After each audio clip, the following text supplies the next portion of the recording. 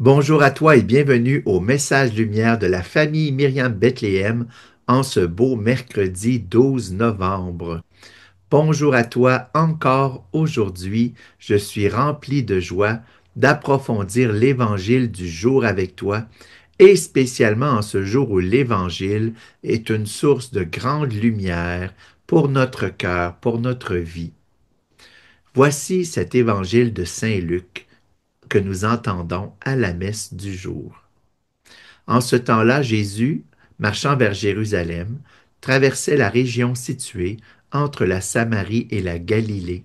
Comme il entrait dans un village, 10 lépreux vinrent à sa rencontre. Ils s'arrêtèrent à distance et lui crièrent, Jésus, Maître, prends pitié de nous. À cette vue, Jésus leur dit, Allez vous montrer aux prêtres. En cours de route, ils furent purifiés. L'un d'eux, voyant qu'il était guéri, revint sur ses pas, en glorifiant Dieu à pleine voix. Il se jeta face contre terre aux pieds de Jésus en lui rendant grâce. Or c'était un Samaritain. Alors Jésus prit la parole en disant, Tous les 10 n'ont-ils pas été purifiés? Les 9 autres, où sont-ils?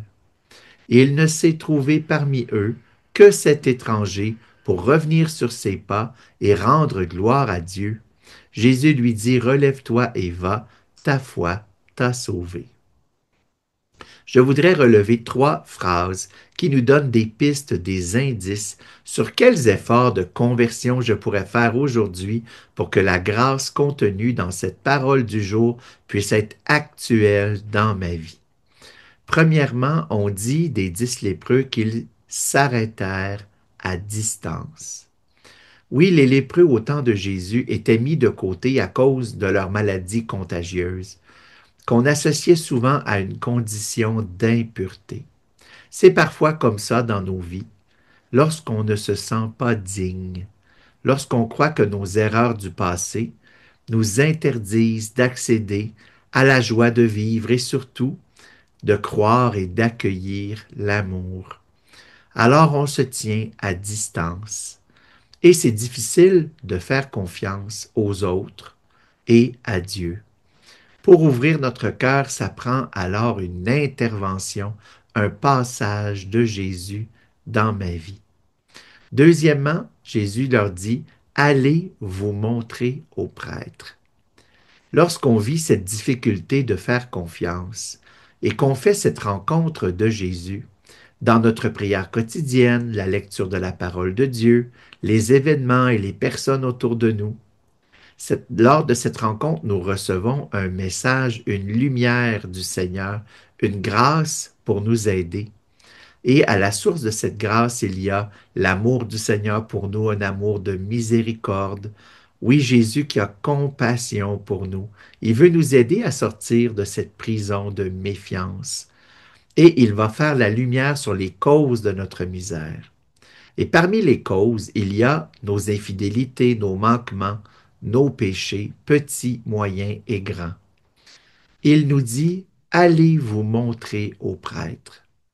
Du temps de Jésus, seul le prêtre avait le pouvoir de reconnaître parmi un lépreux que ses plaies étaient pures ou impures. Mais ce prêtre n'avait pas le pouvoir de guérir, seulement celui de constater. Jésus, lui, a ce pouvoir de guérir, oui, les maladies physiques, mais surtout, par le pardon des péchés, les maladies spirituelles. Et encore aujourd'hui, Jésus te dit à toi, me dit à moi, va te montrer au prêtre, va exposer tes plaies spirituelles et les causes et les conséquences. Jésus veut vraiment nous guérir et il veut nous accorder sa grâce et par ce sacrement, le sacrement du pardon et aussi l'onction des malades, Jésus est là pour rendre concrète cette grâce, pour agir pour nous, comme les 10 lépreux qui sont allés tous vers le prêtre.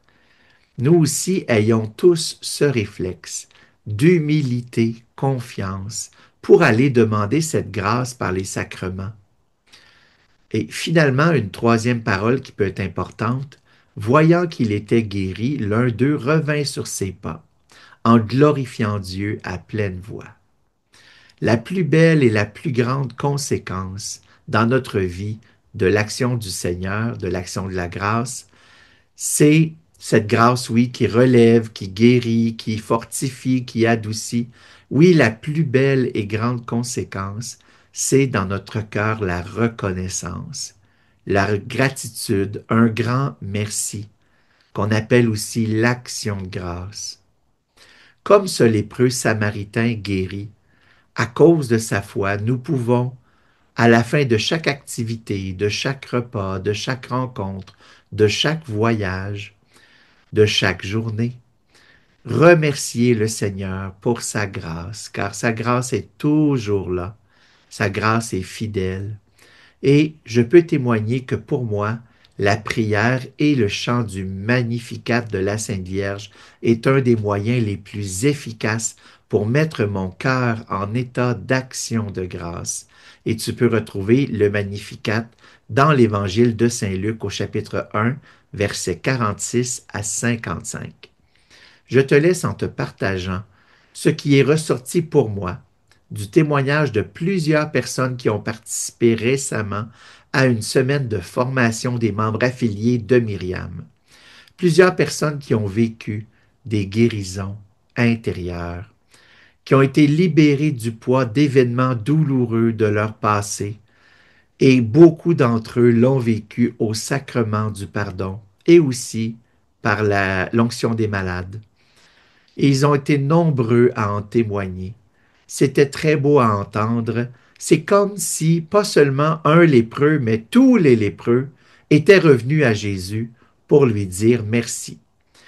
Je te souhaite aujourd'hui à toi aussi cette grâce de faire cette rencontre avec Jésus qui veut te guérir, te libérer, pour mettre en toi l'Esprit Saint, l'Esprit qui va te faire dire merci Seigneur, merci pour cette pauvreté, merci pour ta grâce qui a été là pour moi et qui fera de toi un témoin de la grâce, un témoin du Seigneur pour tous ceux qui t'entourent.